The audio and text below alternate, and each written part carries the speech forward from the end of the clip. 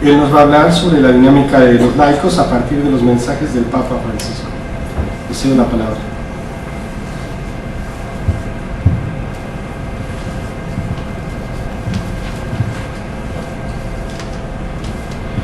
Muchas gracias, buenas tardes a todos.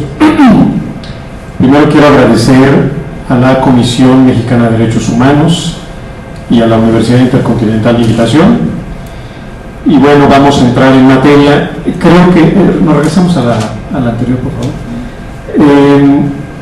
Pedí que nos regresáramos a la portada porque quiero explicar por qué empiezo con esta portada, y esa va a ser la tónica de mi presentación. Entender que en la dinámica de los laicos, a partir de la visita del Papa a México y a partir del pontificado de Jorge Mario Bergoglio, del Papa Francisco, pues los laicos tienen una tarea y un lugar preeminente, no porque no lo tuvieran antes, sino porque ahora hay un énfasis de proyección específica, importante, inmediato, urgente, que está pidiendo el Papa. Lo está diciendo de diferentes maneras, lo está diciendo abiertamente, pero lo está diciendo con sus actos, pero además lo necesita la Iglesia de manera urgente. La acción de los laicos es importante en esta etapa de la humanidad y del catolicismo, en momentos de coyuntura global, en momentos de colapso de civilización, y no exagero cuando hablo de esto. Y ahora enseguida diremos por qué. Si nos enfrentamos a escenarios inéditos por muchas circunstancias, ciertamente la Iglesia está comprendiendo el momento de la historia que vive, pero pareciera ser que muchas otras instituciones, personas o liderazgos, comunidades sobre todo, no entendemos el momento de la historia en que vivimos, ni alcanzamos a captar la dimensión de la circunstancia en que nos encontramos. Escogí esta fotografía porque aquí vemos al Papa en un abrazo con un rabino judío y con un dignatario de la Iglesia Islámica, un musulmán. Y este abrazo será en Jerusalén, y atrás tenemos el Muro de los Lamentos, y lo que nos está diciendo aquí el Papa es: todos los que luchamos por el bien común, todos los que buscamos a Dios de alguna manera, todos los que procuramos que el amor sea la inspiración de la humanidad y los que buscamos construir una civilización basada en el amor, tenemos que unirnos, porque los desafíos son muchos y los desafíos y los retos van mucho más allá de las diferencias que podamos tener, entendiendo en lo común y en la urgencia del abrazo y de la unidad. Es que quise poner esta fotografía. ¿Seguimos? He encontrado el significado de mi vida al ayudar a los demás a encontrar en sus vidas un significado. ¿Qué pasa con esta civilización de hoy? Mucha gente no entiende para qué vive, muchos jóvenes están desmotivados, muchas personas que creyeron que el consumismo, el hedonismo era una alternativa de satisfacción, y después se dan cuenta del vacío que genera, se preguntan y se cuestionan si su vida tiene algún sentido. En este entender si hay un sentido de la vida, el Papa está retomando un antiguo discurso de la Iglesia. En el dar y en el servir está el sentido. Traje a colación a Viktor Frankl, que como ustedes saben es un psicólogo, psiquiatra judío que estuvo en un campo de concentración, estuvo en Auschwitz, estuvo en Dachau, sobrevivió, vivió lo indecible, y ahí encontró la espiritualidad y encontró el sentido y una razón para luchar y para seguir adelante. Y bueno, pues creó toda una corriente de pensamiento, nada que no hayamos visto antes los católicos a lo largo de la historia de la salvación y a lo largo de las diferentes etapas de civilización, porque pues desde el fundamento del cristianismo y desde el momento en que Cristo inició su ministerio, y el Papa como un continuador, como el último en esa generación de quienes encabezan la Iglesia, pues está haciendo el llamado esencial, el llamado fundamental que alguna vez hizo Cristo. el llamado a la gente común, el llamado a cualquiera, el llamado a todos, el llamado a las personas. Entonces, si hablamos en esta charla del papel de los laicos, pues tenemos que uniformar el criterio y definir qué tenemos por laico. Porque el laico, fíjense, curiosamente es un término que hoy está tan manoseado, tan interpretado bajo diferentes crisoles, que llega un momento en que se malentiende y genera muchas confusiones, y nosotros tenemos que tener la capacidad de explicar qué es un laico desde el punto de vista del cristianismo. Laico es aquel fiel que no es miembro del clero, pero que al llevar una vida de creyente tiene una vocación religiosa. Y con esto me refiero a que laicos somos todos. Yo pienso que laicos somos todos los que estamos aquí. El laico tiene como misión anunciar el Evangelio y dar testimonio de Cristo. El Papa centra la importancia de su mensaje pastoral en la acción de los laicos. Y fíjense nada más por qué. Es una vocación y se expresa en el apostolado. ¿Cuál apostolado? El que sea. Desde aquel apostolado de hacer lo mejor en nuestro trabajo y buscar la dignidad en él, como decía San José María Escrivá de Balaguer, que hablaba de que podía uno santificarse en la actuación cotidiana, hasta el apostolado de aquel que asiste a una clínica o es voluntario de la Cruz Roja o ayuda en un asilo de ancianos o imparte cátedra o es académico profesor o cualquier otra cosa. Ese es el apostolado del laico que está esperando la civilización. Y en la santificación de las obligaciones diarias del cristiano, el primer lugar lo tienen las familias. Y aquí volvemos a otro de los mensajes centrales del Papa Francisco, y está marcándose ya la ruta de cuál es la función de los laicos, lo que nos está pidiendo ahora el Papa Francisco como pontífice de la Iglesia Católica. El primado del apostolado y del testimonio de vida cristiano y la atención inmediata a las familias. No es gratuito el reclamo que hacen hoy los católicos, que hace la Grey, que hacen los laicos, a la legislación que atenta contra la vida y que afecta a nuestras costumbres tradicionales porque vulnera el matrimonio. Seguimos. Pero aquí tenemos, por ejemplo, a San Agustín. San Agustín nos dice que Dios no manda cosas imposibles, sino que al mandar lo que manda, te invita a hacer lo que puedas y pedir lo que no puedas y te ayuda para que puedas.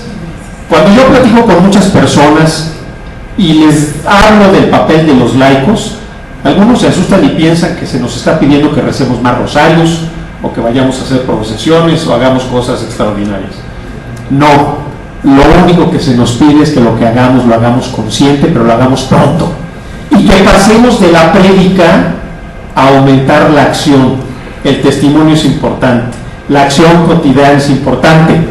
Si algo distingue el papado de Francisco es que ciertamente sus palabras son claras y contundentes, pero sus acciones son demoledoras. Sus acciones son absolutamente claras y están cargadas de significado. Y esto es lo que pide de nosotros, Señor. Aquí tenemos los estados del cristiano. Como yo les decía, muchas veces cuando hablamos o escuchamos hablar de la iglesia, pensamos que la iglesia pues son los curas, los obispos, son los dignatarios, son los que ostentan los carismas, los que están investidos de autoridad temporal y atemporal, merced a lo que establece la Santa Iglesia Católica, y no es así. La iglesia somos todos estos, la parte clerical, los religiosos y los laicos. Ahora bien, cuando oímos hablar de la iglesia muchas veces nos excluimos y nos consideramos que no somos parte de la iglesia, que somos simples laicos. Sí, soy católico, sí, soy militante, sí, soy un fiel que va a misa, pero no soy parte de la iglesia. Y aquí tenemos que entender que la parte fundamental, esencial de la iglesia es la parte de los laicos, porque finalmente esto representa más del 99% de la iglesia. Los religiosos son aquellos que hacen votos, que llevan una vida de recogimiento, que llevan una vida monástica en algunos casos, que tienen algún apostolado definido. Pueden ser laicos consagrados, Y el clero, pues son los sacerdotes y los obispos. Son aquellos que coordinan, orientan, llevan a cabo los ritos, definen el rumbo de la iglesia y, por supuesto, estudian los dogmas y nos los explican. Este trabajo llamado Apostolicam Actuositatem, o Apostolado de los Laicos, que es un decreto que ahora el Papa Francisco retoma, y por eso lo escuchamos hablar de los laicos, y por eso convoca sínodos, por eso se involucra en temas de familia, por eso nos exige que hagamos la acción desde nuestros espacios, en una opción preferente por los pobres y por los vulnerables. Emana de Lumen Gentium, de esta constitución, una de las más importantes, de las 4 importantes del Concilio Vaticano II, que es la luz de los pueblos. Entonces, pues ahora en esta época, circunstancias actuales de vida de esta época precisan de un apostolado más intenso y comprometido. Y como les decía, apostolado intenso y comprometido quiere decir que en la acción cotidiana de lo que somos y lo que hacemos tenemos que ser más conscientes de la época en que vivimos y más consciente de que la misión del cristiano es llevar el Evangelio y dar testimonio de Cristo. Hay muchos ministerios, muchos, ya mencionaba algunos, pero hay una sola misión, y la misión es evangelizar. Seguimos. 2016, estamos en este punto, el mundo ha cambiado, esto se repite hasta la saciedad, será motivo de otra charla y otro espacio el estudiar en qué ha cambiado, pero evidentemente la tecnología ha modificado la forma en que nos relacionamos y percibimos el mundo. Las estrategias de comunicación ahora son diferentes. Y vean ustedes a un hombre como el Papa que se nos muestra como un genio de la comunicación. En su enorme sencillez radica su absoluta genialidad. No se complica ni se quiebra la cabeza. Es tan claro para explicar las cosas que, como bien ilustraba don Eduardo Aguilar Chiu, pues se ganó la portada de National Geographic, la portada del Time y de una veintena de revistas alrededor del mundo.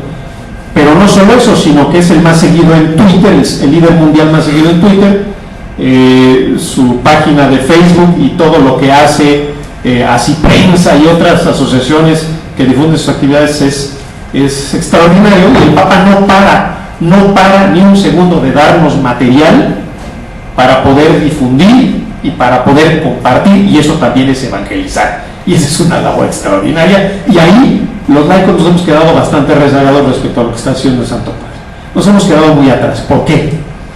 Porque a pesar de que tenemos las facilidades tecnológicas, yo que estudio los fenómenos de comunicación desde hace tiempo, me doy cuenta que somos malos para comunicar. ¿Por qué? Porque nos ganan el debate público.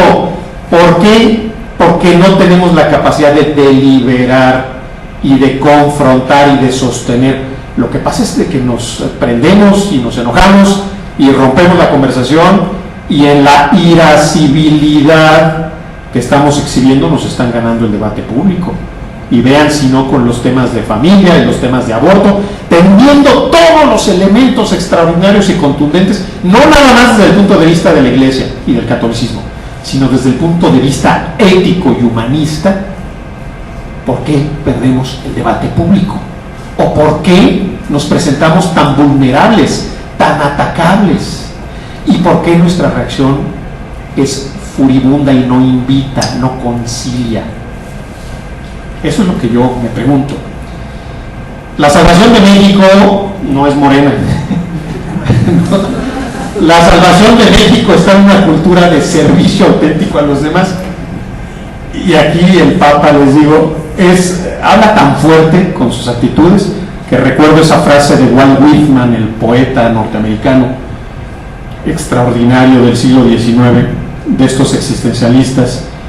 Whitman decía a alguien que le llegaba con un chisme, un día que tuvo que asumir un cargo diplomático que él no quería, pero la vida lo castigó, despreciaba tanto la autoridad que la vida lo convirtió en una de ellas, y entonces Whitman le dijo a esa persona: no puedo escuchar lo que me dices, porque quien tú eres habla más fuerte. Entonces imagínense esos líderes de opinión, que quien son habla más fuerte. Pues a la inversa, en positivo, en un liderazgo prístino y puro, Francisco comunica poderosamente porque podemos escuchar lo que él dice, porque quien él es habla más fuerte. Bertrand Russell, filósofo irlandés ateo, muchas veces asumió posturas muy agresivas contra la Iglesia, dijo esto: el problema por el que atraviesa el mundo se debe a que los estúpidos están seguros de todo y los inteligentes están llenos de dudas. Vean ustedes en internet cualquier nota de periódico y van a ver, a la hora de bajarnos un poco en la página y ver las opiniones, todo el mundo opina. En los espacios públicos electrónicos todo el mundo quiere opinar y las opiniones son totalmente disímbolas, dispares. Algunas radicales, otras moderadas, pero vemos que por lo general tienden a estar en dos grupos, en pro y en contra de cualquier cosa, de cualquier opinión. Trasládenlo al escenario electoral. Estamos viendo hoy, por ejemplo, procesos de referéndum en Gran Bretaña. El próximo jueves se decide si los ingleses se quedan en la Unión Europea o se salen, el Brexit. La balanza está casi 50-50. En España no han podido tener presidente porque la balanza también está inclinada y pende de un hilo la gobernabilidad. En México las elecciones se están decidiendo por minorías. Hay veces que por fracciones se decide una presidencia, como acaba de pasar en Perú. Menos de un punto porcentual definió la presidencia de la República. Entonces ven esa polarización básicamente en bandos de sí y bandos de no, como si fuéramos números binarios, un 1 y un 0. Pero todo el mundo quiere opinar. Los que saben opinar y los que no saben opinan más. Y no solo eso, sino que además se molestan porque creen que saben y pueden opinar. Murió hace poco tiempo Umberto Eco, ese sabio italiano extraordinario, padre de la semiología moderna, y él estaba furioso, decía que estaba furioso porque Internet le había dado un poder a gente que no lo merecía. Le había dado un arma de tal dimensión a masas inconscientes, insensatas, para opinar lo que les viniera en gana. Uno puede estar en acuerdo o en desacuerdo con Umberto Eco, pero en ese poder creo que nosotros no hemos tomado la ventaja correcta del poder porque no hemos asimilado la manera correcta de comunicarlo. El Papa sí lo está haciendo, pero el Papa representa menos del 1% del cuerpo de la Iglesia. Es nuestro líder, sí, pero ¿dónde está el cuerpo de la Iglesia? ¿Dónde están los laicos? Peleándonos por definir quién habla y quién no, malentendiendo los mensajes, creyendo que la confrontación, el desgarre, la denuncia, el poner los guantes de box nos va a llevar a mejor escenario, y no entendiendo que la Iglesia es una madre de brazos abiertos que primero trata de llamar a todos sus hijos e invitarlos a la reconciliación y a la conversión, a la transformación. Seguimos. Y para eso hay una palabra maravillosa, y el Papa decretó un año con este concepto extraordinario que forma parte del ADN, de la sangre y la célula de lo que un cristiano es, y es la misericordia, la disposición a compadecerse de los trabajos y miserias ajenas. Compadecerse no es peyorativo, compadecerse no tiene que ver con los que son menos, compadecerse tiene que ver, o misericordia tiene que ver, con la necesidad del corazón. Ahí está la etimología. Cordis, corazón, hacia los demás, un corazón solitario con quienes tienen una necesidad. Entonces cuando me dicen, ¿por qué el Papa comunica tan poderosamente y por qué todo el mundo le entiende? Pues porque no se quiebra la cabeza, se va a lo esencial, se va a lo sencillo. Es como cuando nos venden agua. Alguien decía hace 20 años, ¿quién va a estar comprando agua embotellada? Estuviéramos locos. Ahora el agua embotellada hace fortunas y nos la venden en diferentes envases y algunos bien bonitos y la consumimos y es práctica, pero sigue siendo agua. El mensaje central sigue siendo el mismo, pero el Papa lo está presentando con un nuevo cariz, con una nueva interfaz, una interfaz de modernidad que a los que más trabajo nos ha costado entender es a los propios católicos. Nos ha costado trabajo que por ahí hay algunos que se llaman sedevacantistas y algunas otras expresiones que todavía cuestionan la legitimidad. cuando no se fijan en que los actos legitiman. Y cuando los actos son sólidos y contundentes, no hay cuestionamiento posible. ¿Seguimos? ¿O alguien cuestionaría a la Madre Teresa? ¿Alguien la podría cuestionar? Si la sacan de contexto, yo creo que sí la cuestionan, y ya ha habido más de alguien que lo hizo en algún momento. Pero los actos acreditan. Estos son actos de misericordia. ¿Esto qué pasó?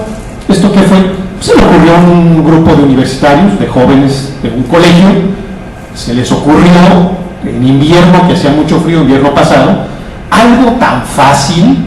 No tiene que ver con irnos a rezar 20 rosarios más para empezar a actuar en la misericordia como laicos, como fieles, después del llamado del Papa y de lo que dejó en su visita a México. El asunto es, ¿qué voy a hacer? Y lo que puedo hacer es organizándome con otro y actuando rápido. ¿Tienes frío? Toma uno. ¿Quieres ayudar? Pon uno. Y así de fácil, ¿veíamos? Hay que procurar cultivar las virtudes cardinales. Sí. ¿Esto es esencial en el cristiano? Sí. ¿En los laicos? Sí. Y entiendo ahora en un ámbito amplio, porque el Papa hace una invitación amplia, al laico, y no le importa si es católico o no, le importa si está dispuesto a voltear al camino de la salvación, si está dispuesto a escuchar la invitación y la mano tendida que se le ofrece. La reconciliación es para todos, y esa es la invitación esencial. No es una iglesia que se cierra y que dice, estos nada más somos los que estamos y aquí adentro somos bien felices porque somos los cristianos.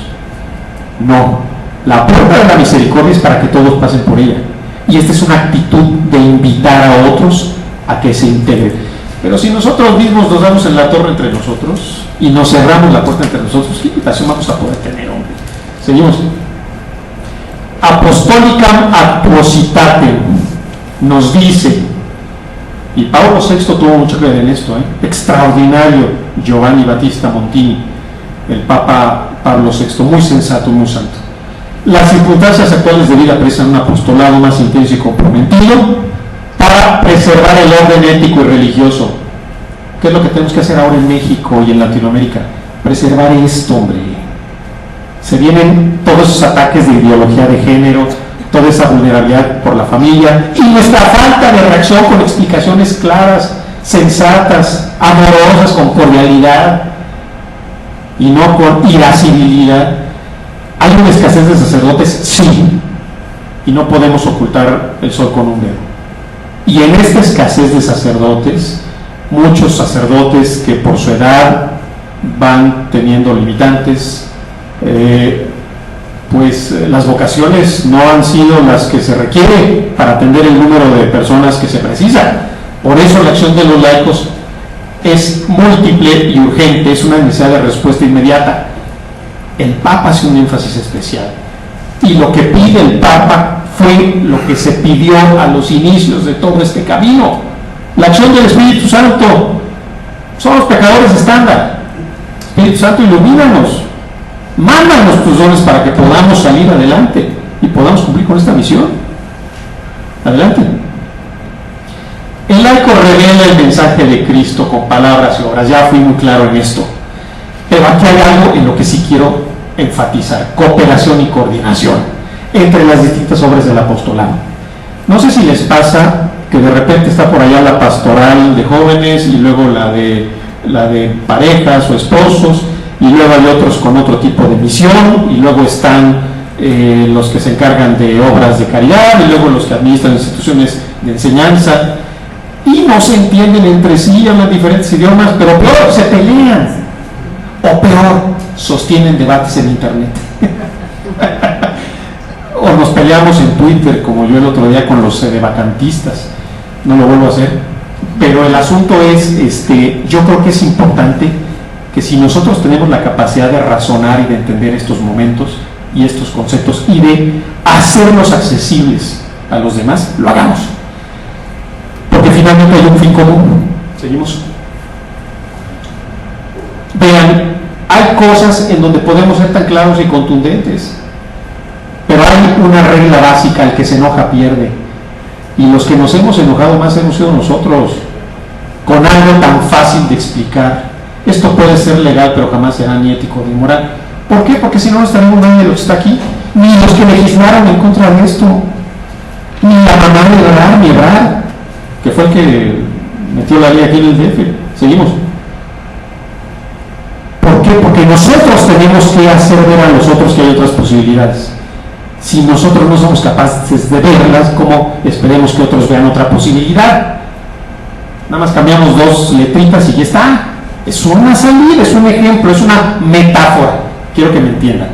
Lo que tenemos que entender es la realidad para proponer alternativas con compasión, con caridad, con misericordia. Y más misericordia al que menos nos entiende. Y más al que nos ataca. Seguimos. Pero, ¿qué creen? Pues este milenio que es de los laicos, porque este es el milenio de los laicos, porque les digo, la Iglesia tiene que apoyarse y entender que en este momento es de los laicos, porque el Papa sí lo entiende. Pero hay un pequeño problema: la humanidad está absorta. Estamos absortos mientras la civilización colapsa. ¿Ya saben por qué Facebook es así? Ya voy a acabar. Y vean, este es el camión en cualquier país, en cualquier lugar del mundo, es el metro. No me digan que no lo han visto así. Seguimos. Bueno, me brinco las tendencias porque me va a interesar mucho las preguntas y respuestas. Yo soy asesor en comunicación, he hecho televisión y radio, dirigí durante 5 años un organismo internacional que se fundó en Montevideo, Uruguay, lo fundó la UNESCO, que hacía televisión educativa, y desde allá administrábamos EduSat y Telesecundaria de México para toda América Latina. Yo hacía televisión y radio educativa sin contenido religioso, laico, pero con valores. Y cuando me he acercado a ofrecerle a la Iglesia, ahora que vino el Papa, pues alguna ayuda y alguna asesoría, pues me doy cuenta de que todo el mundo ya sabe, y pues ya sabe. Y en esa soberbia, todos hemos caído en algún momento dado en diferentes temas, materias, circunstancias. No podemos ser soberbios, tenemos que ayudarnos. Y yo les digo que el fenómeno de la comunicación precisa entender sociología de la comunicación. No solo entender los mecanismos y dispositivos de última tecnología, sino el nuevo lenguaje que se estructura a partir de los nuevos recursos y plataformas. Nuevo lenguaje es semiótica y es sociología de la comunicación. No se puede comunicar como antes se comunicaba en televisión y radio. Las nuevas plataformas tienen su lenguaje, su dinámica, su ordenamiento, su estructura, y eso no lo hemos podido entender, y a veces somos soberbios porque no queremos entenderlos.